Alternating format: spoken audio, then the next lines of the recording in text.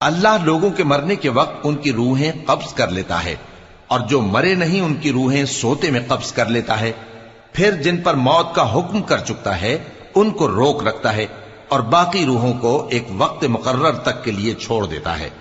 جو لوگ غور و فکر کرتے ہیں ان کے لیے اس میں نشانیاں ہیں۔ کیا انہوں نے اللہ کے سوا اور سفارشی بنا لیے ہیں؟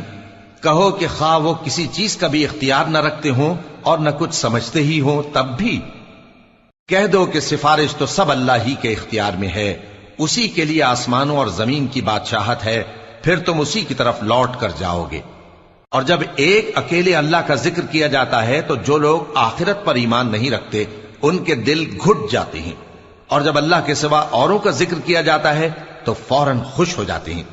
کہو کہ اے اللہ، اے آسمانوں اور زمین کے پیدا کرنے والے، پوشیدہ اور ظاہر کے جاننے والے، تو ہی اپنے بندوں میں ان